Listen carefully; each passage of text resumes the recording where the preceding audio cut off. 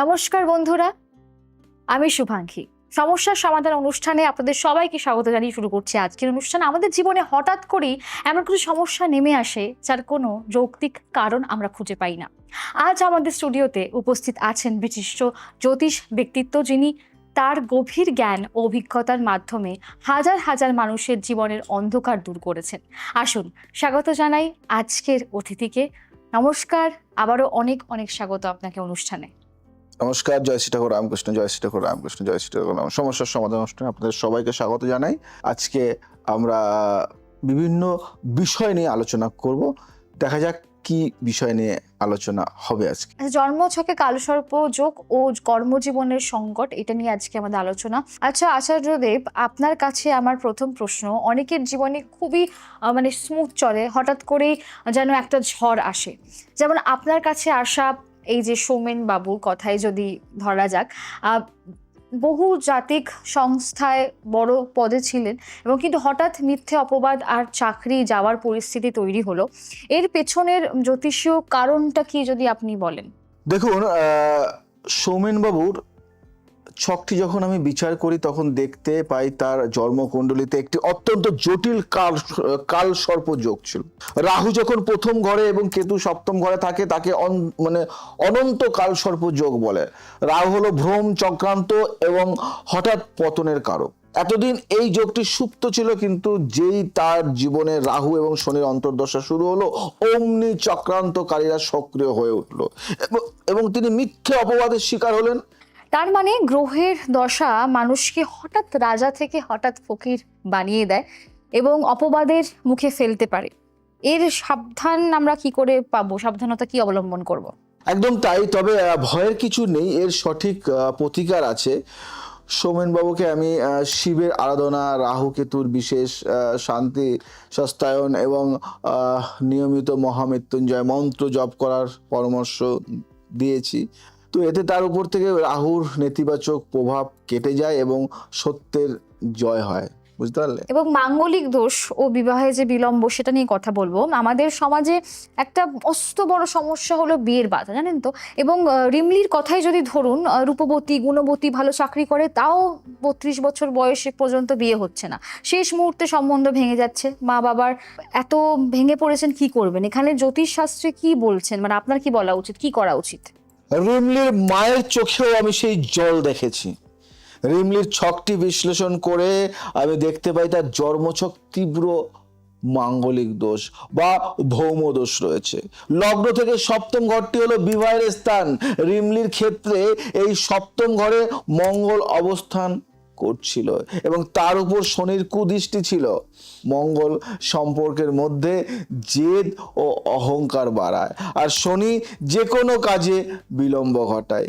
এই দুইয়ের প্রভাবেই সাধনা তলা পর্যন্ত গিয়েও সম্বন্ধ ভেঙে যাচ্ছিল।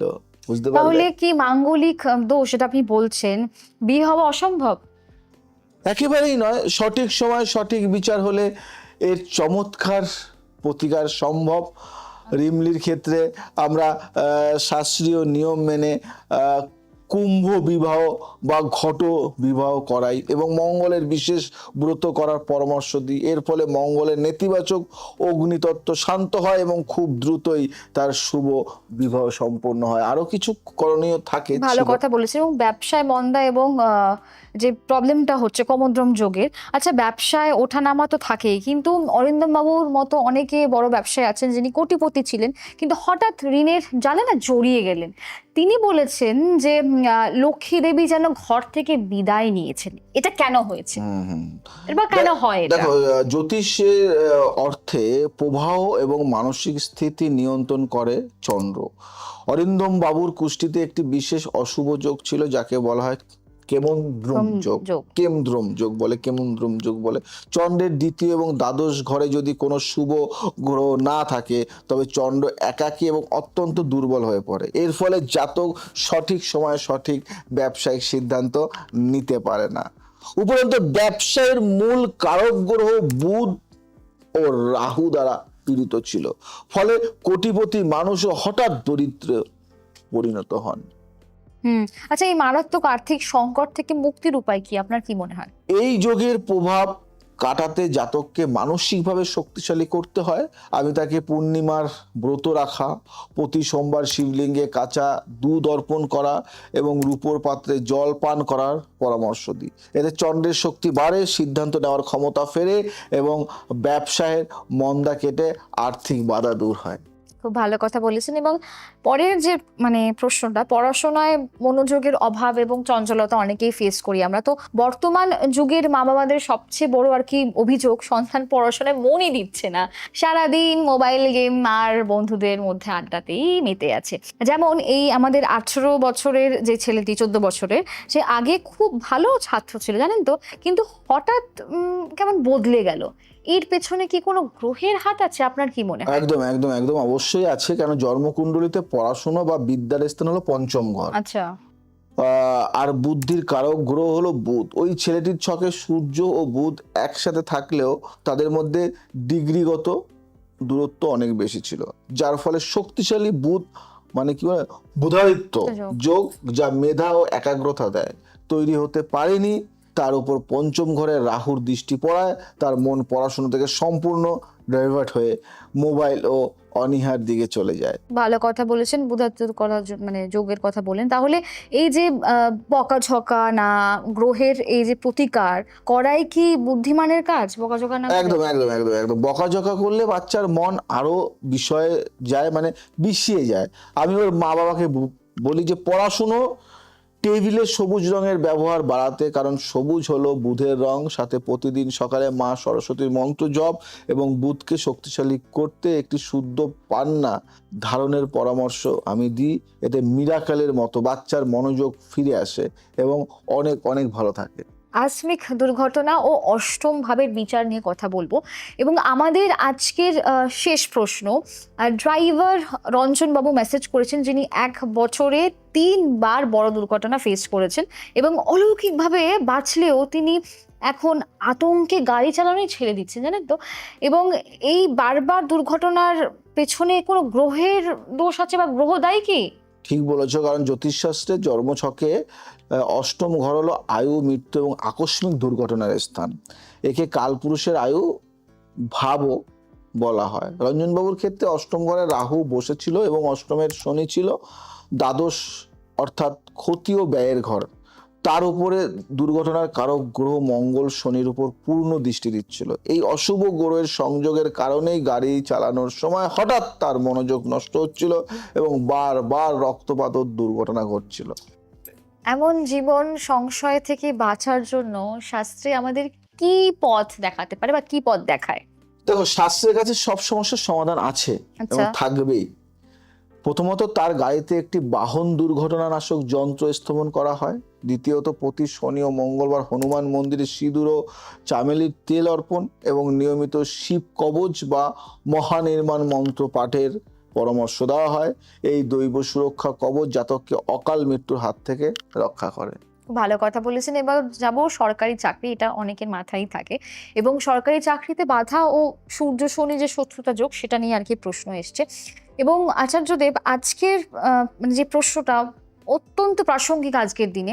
আজকাল বহু যুবক যুবতী বছরের পর বছর সরকারি চাকরির পরীক্ষা দিচ্ছে, চেষ্টা করছে, ইন্টারভিউ পর্যন্ত যাচ্ছে, কিন্তু মাত্র 1 বা 2 নম্বরের জন্য চাকরিটা হচ্ছে না। খুব খারাপ লাগার বিষয়।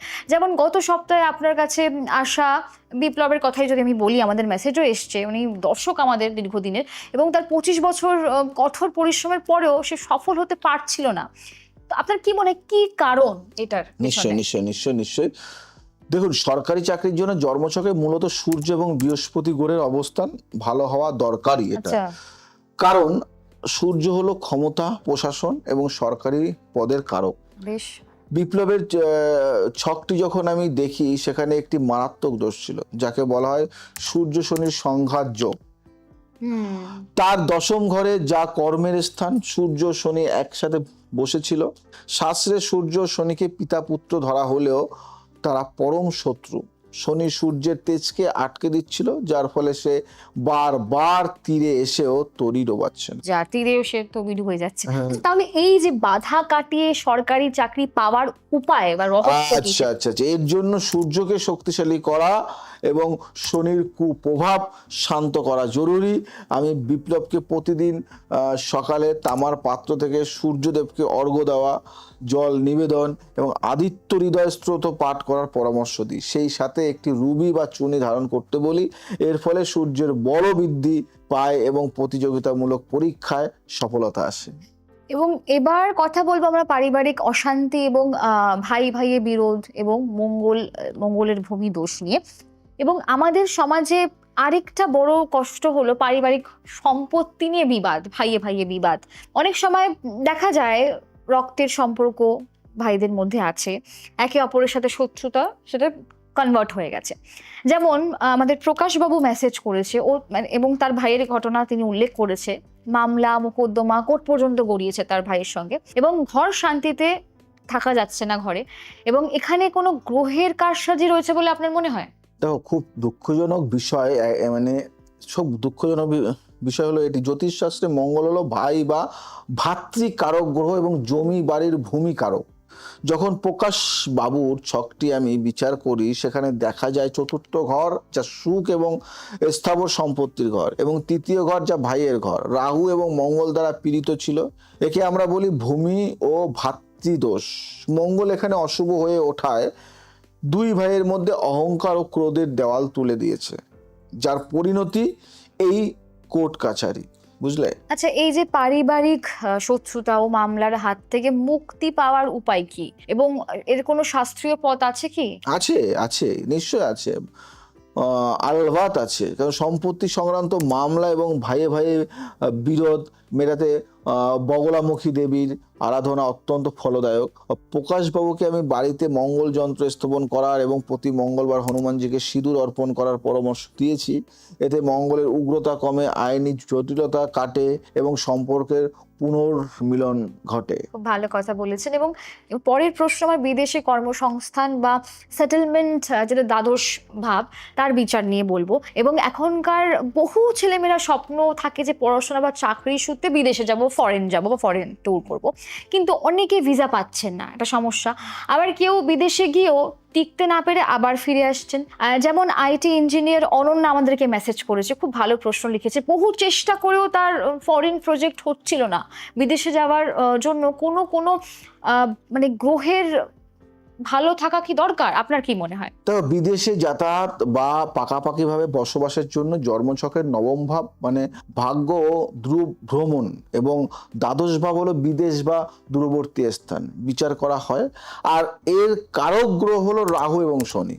অনন্যার ছকে চন্দ্র ও রাহু একসাথে বসে গ্রহণ দোষ তৈরি করেছে, এবং দ্বাদশপতির অবস্থান দুর্বল ছিল। রাহু বিদেশ যাত্রার সুযোগ তৈরি করলেও দুর্বল চন্দ্রের কারণে শেষ মুহূর্তে তার ভিসা রিজেক্ট হয়ে যাচ্ছিল বা প্রজেক্ট বাতিল হচ্ছিল। আর তাহলে যারা বিদেশ যেতে চান তাদের ছকে কোন গ্রহের প্রতিকার প্রয়োজন বলে আপনার মনে হয়? দেখো, এই ক্ষেত্রে দ্বাদশ ভাব এবং রাহুকে সক্রিয় করতে হয়। অনন্যাকে আমি একটি ভালো মানের গোমেদ ধারণ করার এবং মা দুর্গার মানে কি অর্গলা স্তোত্র পাঠ করার পরামর্শ দিই। কারণ রাহু হলো রহস্যময় এবং দূরবর্তী দেশের কারক। প্রতিকার করার ঠিক 3 মাসের মাথায় অনন্যা তার আকাঙ্ক্ষিত ভিসা পেয়ে এখন লন্ডনে কর্মরত। বাহ! আচ্ছা, হঠাৎ গোপন শত্রুতা ও শনির সাড়েসাতি বা বন্ধন যোগ নিয়ে একটু কথা বলবো। আমাদের চারপাশে এমন অনেকেই আছেন যারা মুখে খুব ভালো, কিন্তু পেছনে ছুরি মারছেন বা মারেন, যাকে আমরা গোপন শত্রু বলি। যেমন ব্যবসায়ী নিখিল বাবু আমাদেরকে মেসেজ করেছে, হঠাৎ করেই তার না বিশ্বস্ত যে পার্টনার তাকে ঠকিয়ে লস করালো এবং বাজারে তার নাম খারাপ করে দিল। এই গোপন শত্রু চেনার বা তাদের হাত থেকে বাঁচার কোনো উপায় আছে কি, আপনার কি মনে নিশ্চয় হয়? নিশ্চয় নিশ্চয় নিশ্চয়ই। দেখো, জন্মছকের ষষ্ঠ ঘর হলো রোগ, ঋণ এবং শত্রুর স্থান, আর দ্বাদশ ঘর হলো গোপন ক্ষতি বা গুপ্ত শত্রুর স্থান। বুঝলে? নিখিলবাবুর তখন শনির সাড়েসাতির চরম পর্ব চলছিল। যখনই শনির সাড়েসাতি বা রাহুর অশুভ দশা চলে, তখন মানুষের বিচার বুদ্ধি লোপ পায়। এবং সে ভুল মানুষকে বিশ্বাস করে ফেলে। তার ষষ্ঠ ঘরের রাহু এবং দ্বাদশ ঘরের শনির দৃষ্টি থাকায় তার পরম বন্ধু ও রাতারাতি গোপন শত্রুতে পরিণত হয়। আশা করি নিখিল বাবু আপনি এই উত্তরটা পেয়েছেন, আশা করি ভালো লেগেছে। এবং এই ধরনের বিশ্বাসঘাতকতা এবং শত্রুতা থেকে নিজেদেরকে আড়াল করার কোনো উপায় আছে কি, আপনার কি মনে হয়? সত্যি কথা বলতে আগে নিজের আত্মরক্ষা প্রয়োজন।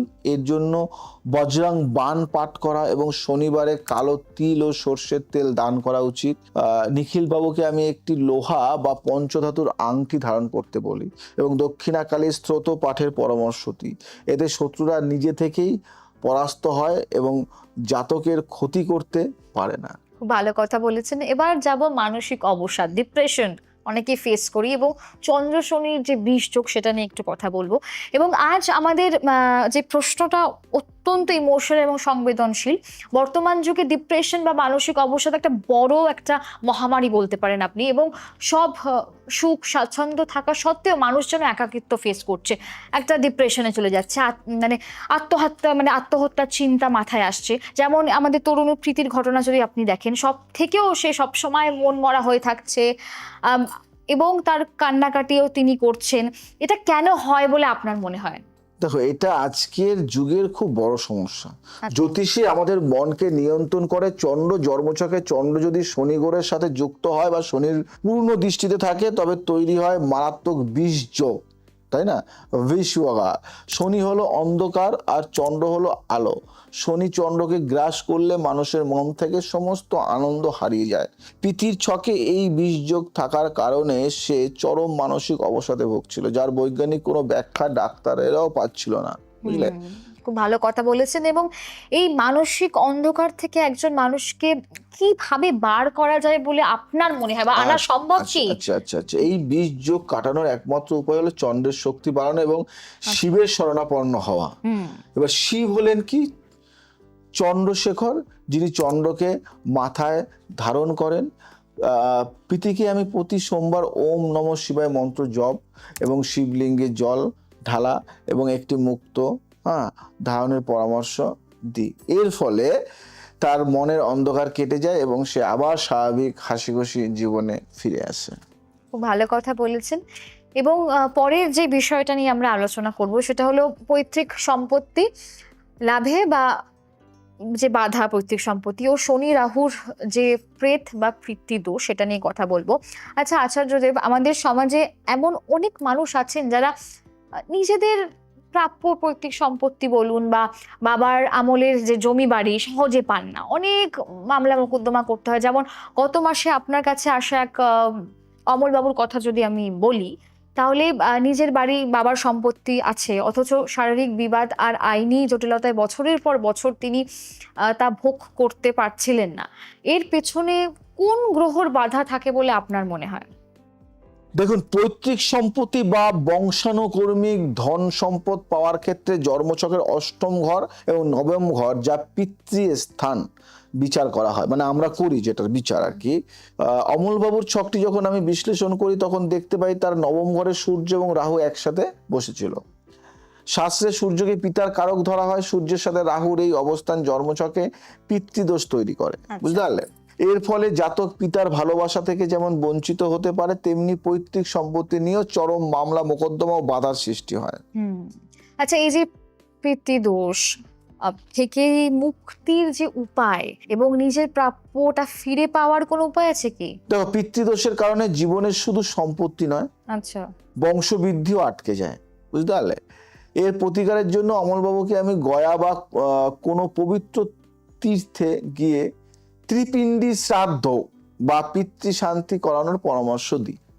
সেই সাথে প্রতিদিন সকালে পিতৃস্ত্রোত পাঠ এবং সূর্যকে তামা মিশ্রিত জল অর্পণ করতে বলি। এই শান্তি সস্তায়নের পর অলৌকিকভাবে তার শারীরিক বিরোধ বা শরিকি বিরোধ মিটে যায় এবং তিনি নিজের মানে কি বলবো, নিজের যে পাওনাটা, নিজের যে অধিকার যেটা যেটা ফিরে পাবে। অধিকার সেটা কিন্তু ফিরে পায়। আচ্ছা, দাম্পত্য কলহ নিয়ে যদি কথা বলি, ডিভোর্স পরিস্থিতি এবং শুক্র রাহুর যে চণ্ডাল যোগ, সেটা নিয়ে কথা বলবো। এবং আজকের দিনে আরেকটি বড় মানে চিন্তার বিষয় জানেন তো, যে হলো মানে সুখী দাম্পত্য জীবন হঠাৎ করে ফাটল ধরে যাচ্ছে। বিয়ের প্রথম কয়েক বছর খুব ভালো কাটলো, তারপর হঠাৎ সন্দেহ, অশান্তি এবং সেটা কোর্ট অব্দি জল গড়িয়ে গেল এবং ডিভোর্স অব্দি চলে তো গেলই। এবং যেমন সুস্মিতা আমাদেরকে মেসেজ করেছে, ও তার স্বামীর কথা বলছে এবং এত ভালোবেসে বিয়ে করেছে, অথচ আজ তারা আলাদা হয়ে গেছে।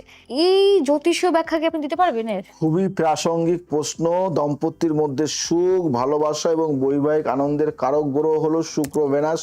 সুস্মিতার ছকে বিবাহের ঘর অর্থাৎ সপ্তম ভাবের মালিক গ্রহটি শুক্রের সাথে যুক্ত হয়ে রাহু দ্বারা আক্রান্ত ছিল, যাকে জ্যোতিষ সে লম্পট যোগ বা শুক্র রাহুর ছায়া দোষ বলা হয়। রাহু সবসময় সম্পর্কের মধ্যে সন্দেহ, ভুল বোঝাবুঝি এবং মোহ তৈরি করে। ফলে তৃতীয় কোনো ব্যক্তির কারণে বা অকারণ সন্দেহের বশে সিমসাম সংসারও তাসের ঘরের মতো ভেঙে পড়ে, বুঝলে? তো তাহলে কি এটাই হয়। ডিভোর্স বা সম্পর্কের এই ভাঙন আটকানো সম্ভব? আপনার কি মনে হয়? নিশ্চয়ই সম্ভব যদি সঠিক সময় গ্রহের ভারসাম্য ফেরানো যায়। আমি সুস্মিতা ও তার স্বামীকে যৌথভাবে কিছু প্রতিকার দিয়েছি। শুক্রকে শক্তিশালী করতে মা লক্ষ্মীর আরাধনা এবং সাদা চন্দন ব্যবহারের পরামর্শ দিই। সেই সাথে শুক্রের রত্ন, হিরে বা ভালো মানের ওপাল ধারণ করতে বলি। এতে মনের ভেতরে সন্দেহ, নেতিবাচকতা দূর হয়। আজ তারা আবার মানিয়ে নিয়ে একসাথে সংসার করছে খুব সুন্দরভাবে। খুব ভালো কথা বলেছেন। এবং এবার আসি শেয়ার বাজার এবং লটারি নিয়ে। এবং এই ফটকা যে ব্যবসাগুলো আছে সেটা নিয়ে হঠাৎ করে চরম ক্ষতি হয়ে গেল।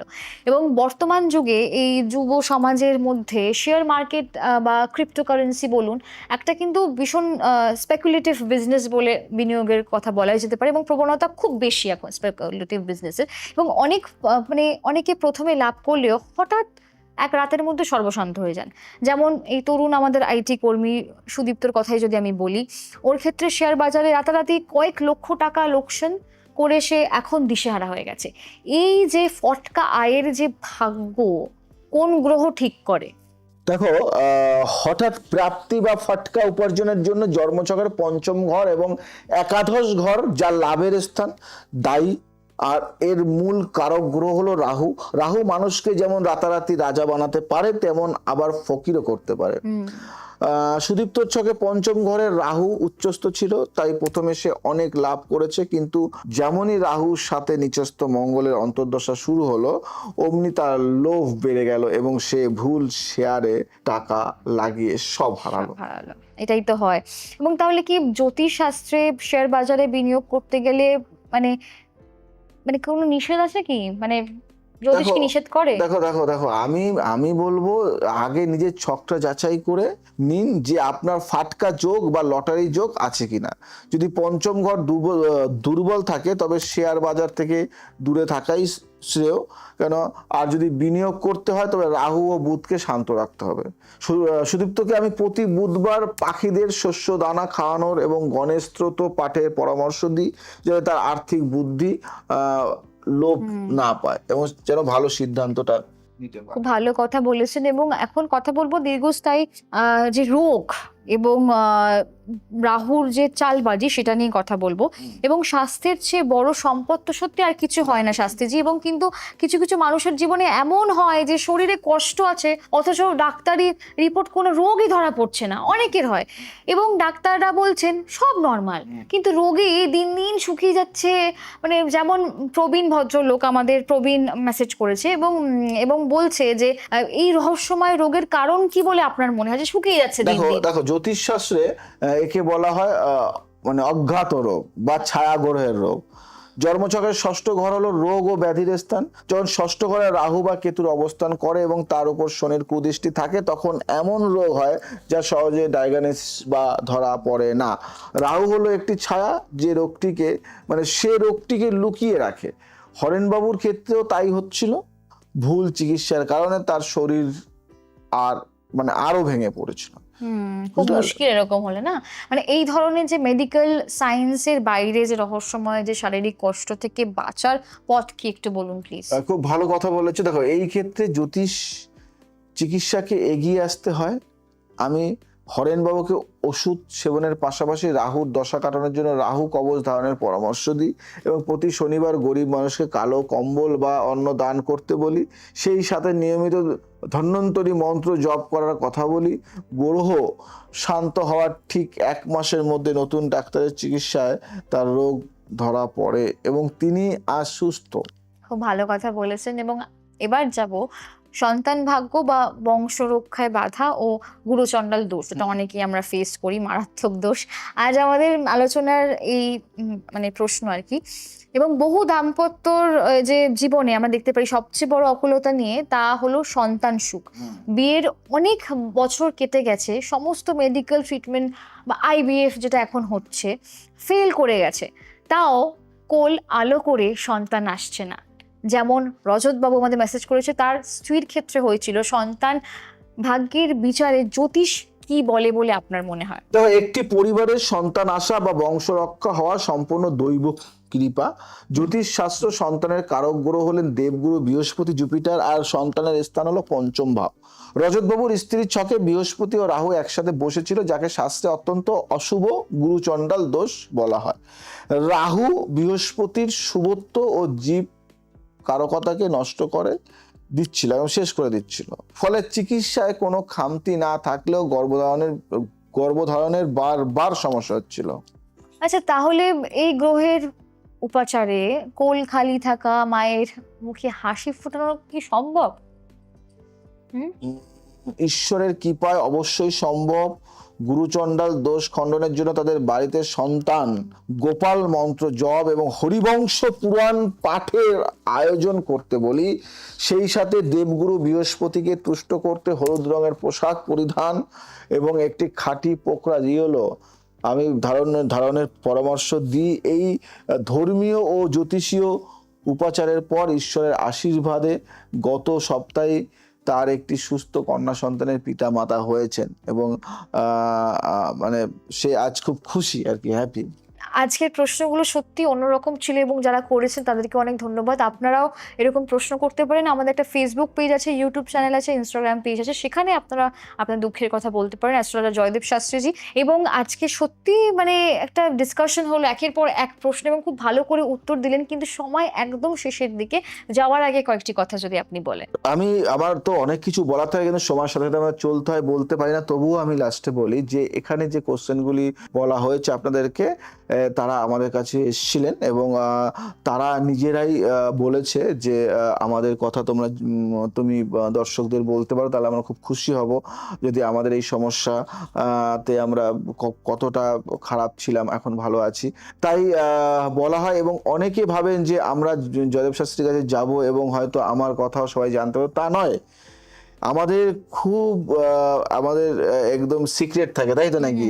আমরা পুরো সিক্রেট রাখি এবং কারোর নাম আমরা বলি এবং মানে এখানে যে কজন নাম বলা হয়েছে ম্যাক্সিমাম ছদ্মনাম বলা হয়েছে, ছদ্মনাম বা ডাক নাম বলা হয়েছে, আসল নামও নয়। তো সেই ক্ষেত্রে সবাইকে আমি বলি যে আমাদের যারা আমাদের কাছে আসে তাদের আমরা অনেক সিক্রেটভাবে তাদেরকে দেখি, সেই ভয়টা আর পাওয়ার নয়। তুমি এই সম্বন্ধে কি বলবে দর্শকদের? এটা কিন্তু অনেকের একটা ভয় থাকে যে মানে আমরা জয়দেব শাস্ত্রীর কাছে যাচ্ছি, সবাই জানতে পারবে কিনা।